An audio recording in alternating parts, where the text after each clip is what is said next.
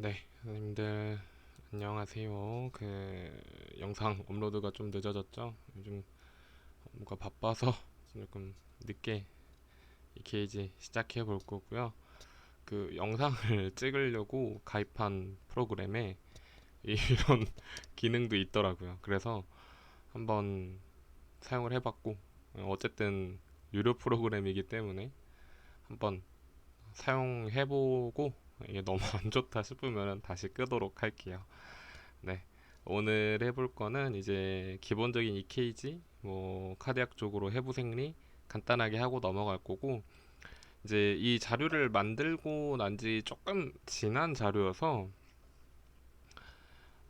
다시 저도 EKG를 다시 공부를 하고 있어요. 그래서 추가적으로 이제 더 자세한, 여기선 다루지 않는 뭐 PJC라든지 이런 자세한 부분은 제가 또 따로 추가로 더 영상 만들어서 올릴 거니까, 네, 일단은 지금은 서머리 하듯이 간단하게 하고 넘어간다는 느낌으로 알아주시면 좋을 것 같아요.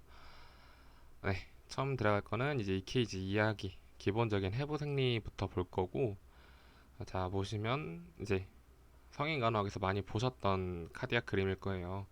하트 그림인데, 저희가 봐줘야 되는 거는 일단 전반적인 이제 아나토미를 알아야지, 아, 이게 이래서 이런 증상이 일어나는구나 라는 거를 이해할 수 있을 거예요. 그래서 잘 보시는 것처럼 이제 선생님도 다 아시겠지만, 이제 4등분으로 카디악을 하트를 나누면 위쪽 부분으로 해서 아테리움이 있고 아래쪽 부분으로 해서 벤트리클이 있죠. 그래서 라이트냐 레프트냐, 네, 이렇게 나눈다는 거고, 그러고 자, 여기 보시면은 이거는 이제 뭐 응급간호학이라든지 아니면은 뭐 성인간호학에서 조금 더 자세하게 알려주신 교수님들도 계실 거예요. 그래서 뭐 그 왜 그 심장을 이루는 그런 아테리를 코로너리 아테리라고 하는지 이렇게 자세하게 설명해 주신 교수님들도 계실 거예요. 코로너리라는 게 그냥 제 기억상, 틀릴 수도 있어요. 이제 왕관 모양이거든요. 그래서 그 심장을 왕관 모양처럼 해서 세 가지로, 그 세 가지 길, 그러니까 동맥이죠. 그 길이 세 가지, 그 왕관에 있는 세 가지 갈래처럼 크게 이루어져 있는 그 혈관을 해서, 그 혈관을 모양을 본떠서 코로너리 아테리라고 이렇게 부르고, 크게 세 가지, 그 RCA, LAD, LCX 이렇게 세 가지로 구분을 지어요. 그래서 라이트 코로너리 아테리, 레프트 안테리얼 디센딩 아테리, 레프트 서큘플렉스 아테리, 이렇게 세 가지로 나누고요. RCA 같은 경우에는 심장의 위 아래쪽으로 해서 전반적인 혈액을 공급해주고, 자, 요 심장 기준으로 해서 위에서 아래죠. 그 저희가 심전도 처음에 뭐 성인간호에서 공부할 때나 이럴 때 보면은 SA 노드가 가장 위쪽, 특히 라이트 아테리움 쪽에 위치해 있어서 이제 이 방향으로 전도가 흘러간다고 배웠을 거예요. 위에서 아래 사선 방향으로 해서 주로 SA 노드랑 AV 노드의 혈액을 공급해주는 큰 코로너리 아테리다. 레프트 안테리얼 디센딩 아테리 같은 경우에는 이 좌심실 쪽 전반을 담당하고, 심실 중격 보시면은 이제 안쪽으로 심장을 이렇게 반으로 단면으로 봤을 때 요 심실, 우측 심실과 좌측 심실을 나눠주는 요 심실 중격, 그리고 심천부 쪽 끝부분, 여기 쪽에 전반적인 혈액 공급을 담당해주는 아테리예요. 여기 보시면 레프트 안테리얼 디센딩 아테리 요렇게 있죠. 요렇게 있고, LCX 레프트 설큘플렉스 아테리라고 해서 여기 설큘플렉스 아테리 이렇게 있어요. 그래서 특히 왼쪽 부분, 심장 좌측하고 이제 여기서는 보이지 않지만 뒷면 쪽에 전반적인 혈액을 공급해주는 아테리다. 그래서 이렇게 세 가지 아테리에서 문제가 발생했을 때 환자분들 뭐 심정지도 올 수도 있고, 뭐 MI가 올 수도 있고, 또 그 혈액 공급이 안 되면 부정맥도 올 수 있어요.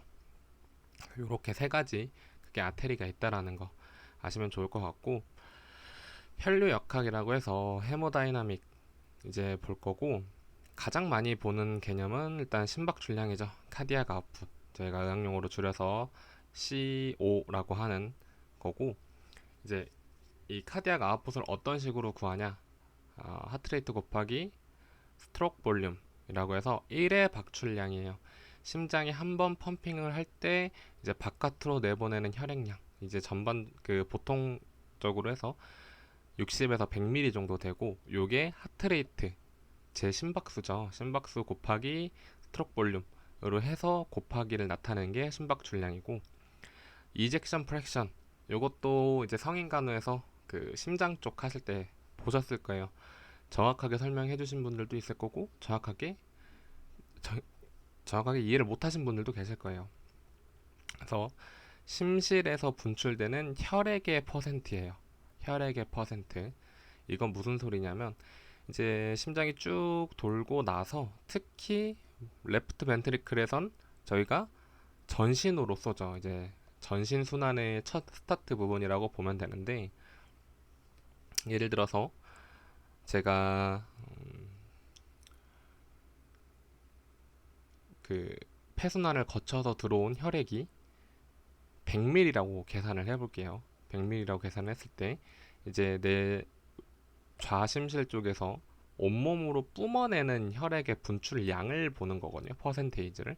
그래서 정상적인 사람은 55에서 70%, 그러니까 아까 100ml가 들어왔으면 전신으로 내뿜을 때 적어도 55ml에서 70ml 정도는 뿜어내줘야지 이제 정상이라고 볼 수 있고, 이제 만약에 정상보다 높은 경우는 심실이 그만큼 더 무리가 간다는 거겠죠.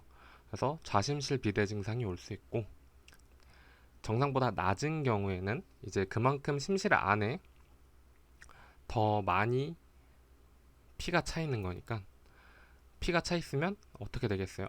받아들이는 게 느려질 거고, 받아들여지는 게 느려지면 다시 리거지 될 수도 있죠. 근데 좌심방 같은 경우에는 폐에서 폐에서 이제 다 걸러지고 나서 폐순환으로 끝난 혈액을 받는 건데, 요게 다 안 돼 버리면 폐 쪽으로 물이 더 차겠죠. 그래서 폐부종과 같이 이런 호흡기 증상이 더 발생할 수 있다. 그래서 이젝션 프랙션은 이런 개념이고, 이제 프리로드랑 애프터로드 중요하죠. 이제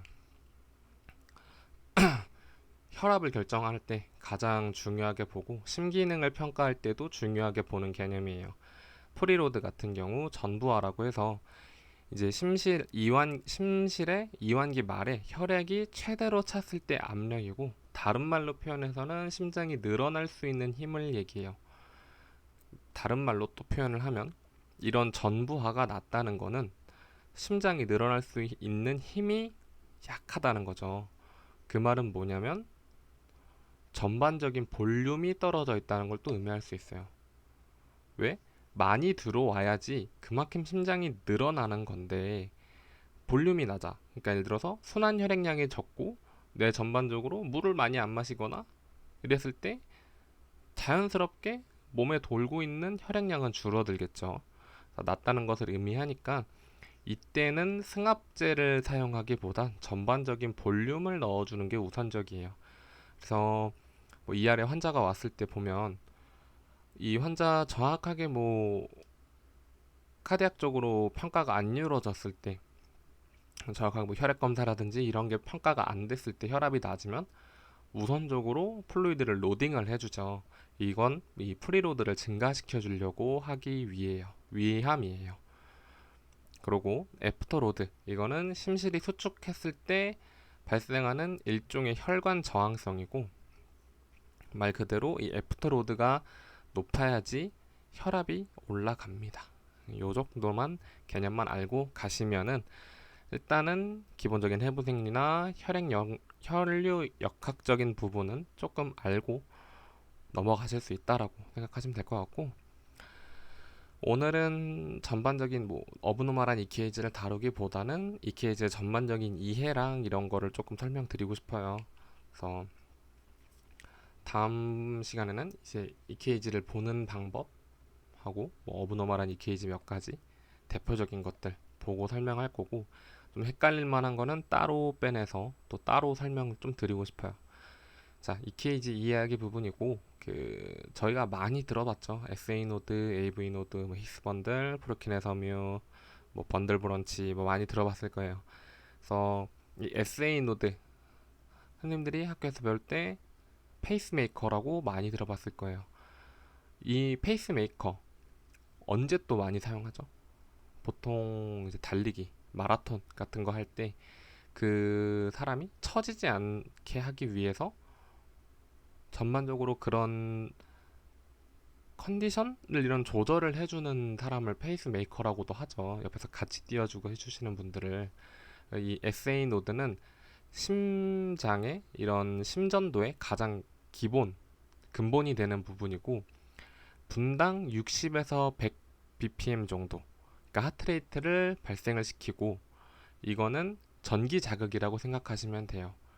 그러고 그 다음으로 넘어오는 게 AV 노드. 이 방실 결절은 어디에 있냐? 말 그대로 아테리알 벤트리큘러 노드니까 이 아테리움이랑 벤트리클이 만나는 그 접합부 밑으로 해서 여기 밑쯤으로 닿아 있어요.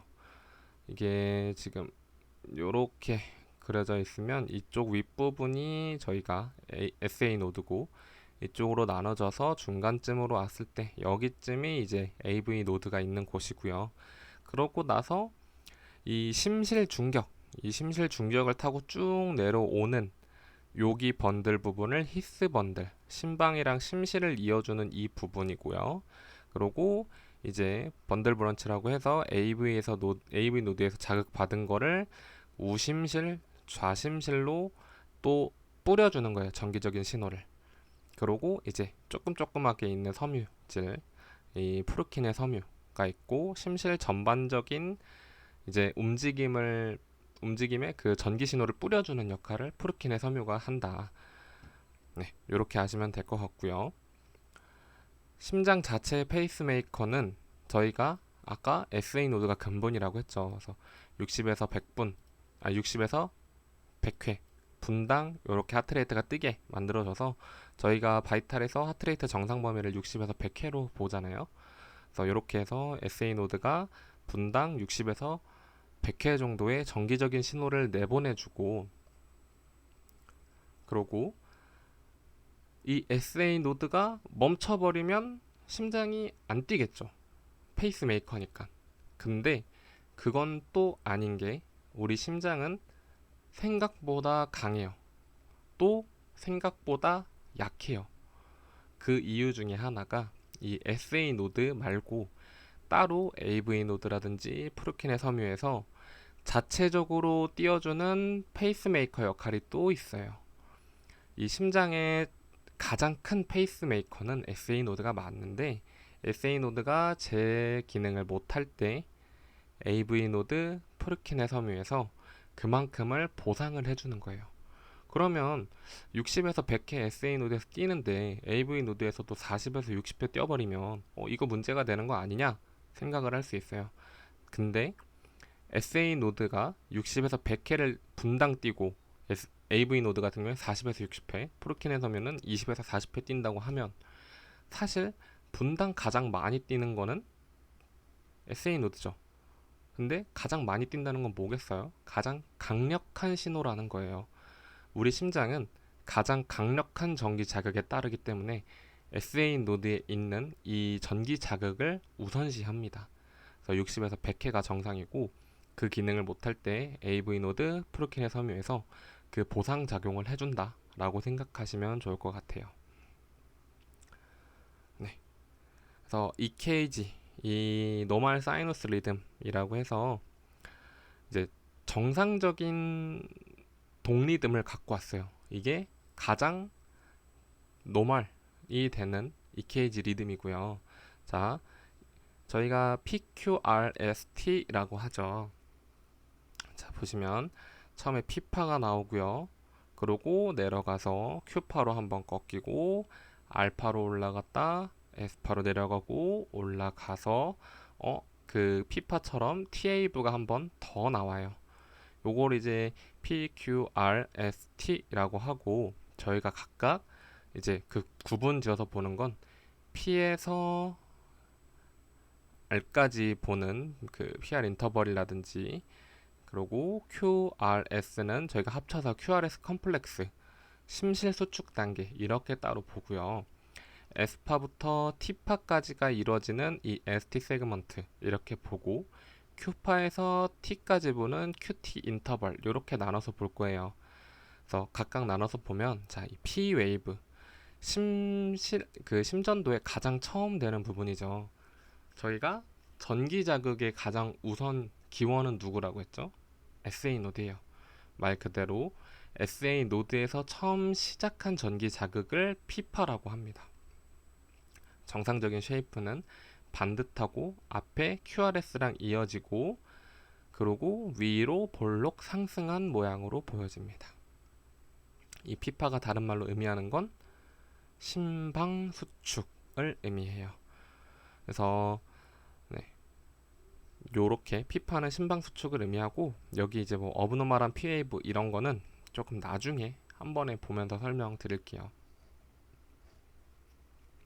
자, 근데 만약에 여기 이 웨이브 정상 웨이브 폼에서 리듬 폼에서 이 P파가 알 수 없게 여러 개 왔다 갔다 하면은 이걸 P 웨이브라고 할 수 있을까요? 아니요. P 웨이브라고 볼 수가 없어요. 웨이브 모양은 P파랑 비슷하나 저희가 알고 있는 정상 웨이브랑은 또 다르잖아요. 그래서 그때는 이소성 P파라고 해서 P 위에 컴마를 하나 찍은 P 컴마 웨이브라고 외우시면 좋을 것 같아요. 아시면 좋을 것 같아요. 그래서 대표적으로 그 아테리움 쪽으로 가장 많이 발생하는 질환 중 또 중환자실에서 가장 많이 보는 질환 중에 하나가 AFib 환자들이잖아요. 또 심방의 여러 부위에서 전기 자극이 발생했을 때 예를 들어서 이 심방 부분에서 SA 노드는 이쪽이에요. 근데 이 이소성 조율 박동기라고 해서 이 SA 노드를 제외하고 이 심방 어딘가에서 어떠한 강한 전기적인 자극이 여러 군데에서 동시다발적으로 발생하는 거예요. 근데 이 전기 자극이 발생하면 바깥으로 뿜어져 나오냐? 이건 또 아닌 게 어쨌든 이 전기 자극은 기존에 있던 전기 자극의 통로를 통해서 심장으로 이렇게 쭉 전기가 흐르게 돼 있거든요. 예를 들어서 여기가 SA 노드인데 이제 그 막 주변에서 10군데, 11군데에서 파바바바박 하고 전기 자극이 발생했어요. 그럼 얘네도 어쨌든 그 정상적인 루트를 따라서 움직이려고 하겠죠. 쭉 이렇게 움직이다 보니까 P 웨이브가 세동, 알아볼 수 없게 떨리는 증상을 보이는 게 AFib이에요. 그래서 심방의 여러 부위에서 전기자극이 발생하고 그래서 P 웨이브가 불분명하고 이거를 다른 말로 이소성 P파라고 부른다는 거. 다음은 이 P파부터 알파까지의 간격이에요. PR 세그먼트라고 해서 여기는 AV 노드가 기원이 되고 심방에서 내려온 전기 신호를 지연시켜서 불필요한 전기 자극을 스크리닝한다. 무슨 의미인지 이해가 되실까요, 혹시? 자, 아까 이 AFib 같은 경우에 여기서 막 심방의 여러 군데에서 SA 노드를 포함한 여러 군데에서 전기 자극을 10번을 보냈어요. 그러면 심실도 똑같이 10번을 띄워줘야겠죠. 근데 그건 아니에요. 중간에 끊어주는 역할을 또 해줍니다. 이제 그 부분이 PR 세그먼트에 해당하는 부분이고 전기 지연을 시켜서 불필요한 전기 자극을 알아서 걸러주는 거예요. 그래서 심실에서 한 번 짜낼 때 많이 짜낼 수 있게끔 강한 힘으로 적당량을 짜낼 수 있게끔 해주게 우리 심장은 구조가 그렇게 돼 있어요. 근데 이제 거기에도 문제가 생기면 뭐 심실 세동이라든지 심실 빈맥이라든지 이런 증상이 나타나겠죠. 이것도 뒤에서 조금 자세하게 설명해 드릴 거고요. QRS 컴플렉스, QRS 가장 솟아나 있는 부분이죠. 여기가 이제 심실 수축에 해당하는 부분이고요. 그 AV 노드 이후에 히스 번들로 인해서 심실로 전파되는 부분, 심실 수축을 의미합니다. 이 탈분극과 재분극은 간단하게 설명을 드리면, 탈분극, 이제 심장이 전기적인 자극에 의해서 수축과 이완을 반복을 하잖아요. 그래야지 하트레이트가 발생을 하고 그만큼 우리 몸에 혈액을 짜주니까요. 이게 상당히 어려운 구조인 게, 선생님들 이제 병태생리학이나 뭐 해부생리학이라든지 뭐 성인간호학이라든지 NAK 펌프에 대해서 들어보셨을 거예요. 그거 말고도 이과를 나오신 선생님들께서는 나트륨 통로, 칼슘 통로, 칼륨 통로 요 부분에 대해서 이야기를 들으셨을 거고요. 어떤 식이냐면, 이제 저희가 알고 있는 NAK 펌프 상에서 얘기를 드리면, 세포 내와 세포 외에 그 둘 중에 소듐, 흔히 말하는 나트륨이 많은 건 어디죠? 네, 세포 밖이죠. 그리고 칼륨, 세포 내에 더 많이 들어있어요.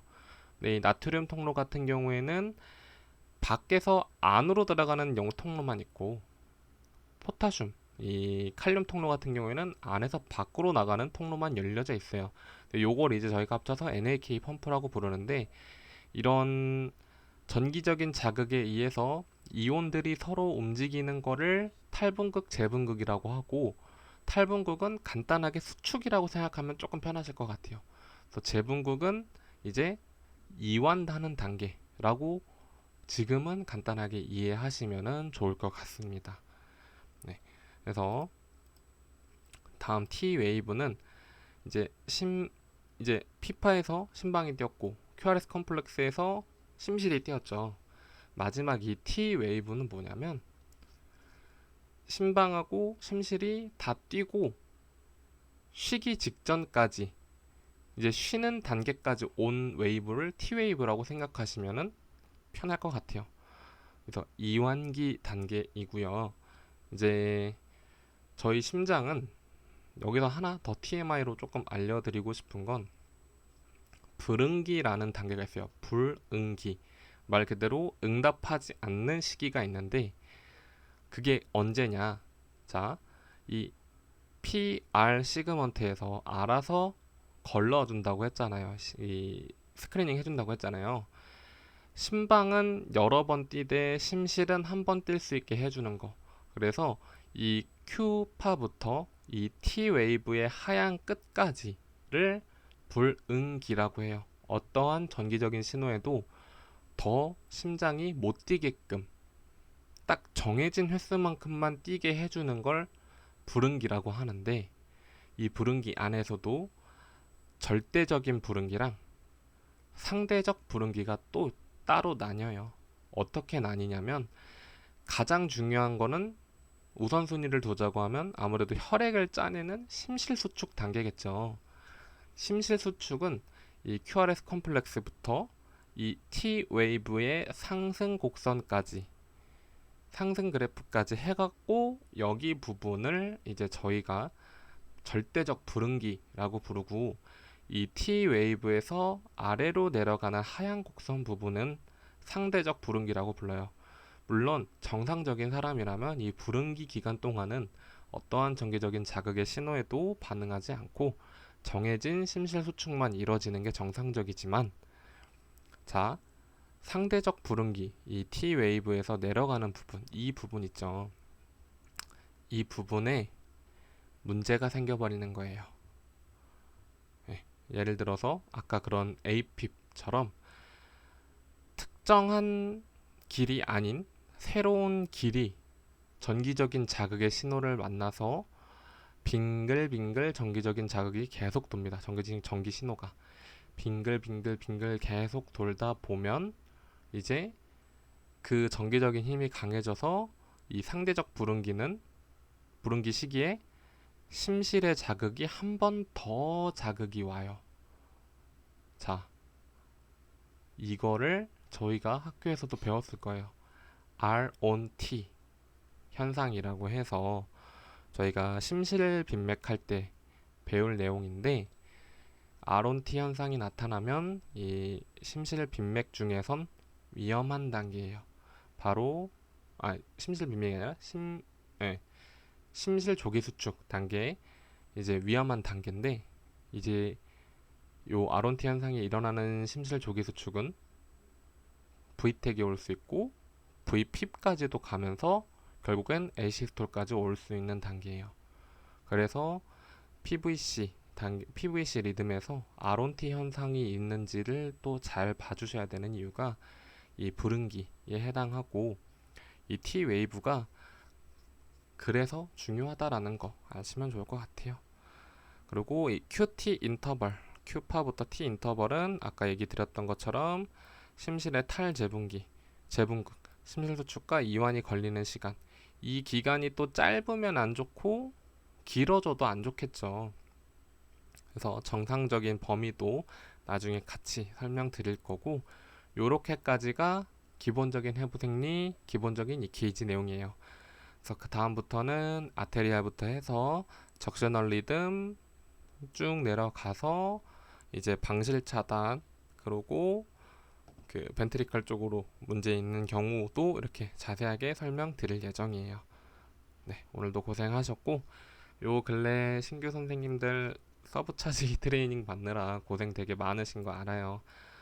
근데 언제까지만 액팅을 계속 하실 수는 없잖아요. 선생님들도 이제 전산을 좀 다루고 닥터들이랑 의사소통도 좀 해야지, 아, 이 환자가 어떤 케이스 때문에 온 거고 닥터가 이런 방향으로 치료 목적을 생각하고 있구나. 그래서 나도 이런 부분이 좀 부족하니까 공부를 이렇게 해야 되겠구나 라고 생각할 수도 있고, 그러니까 생각하는 단계를 조금 키워가는 단계라고 생각해 주시면 좋을 것 같아요.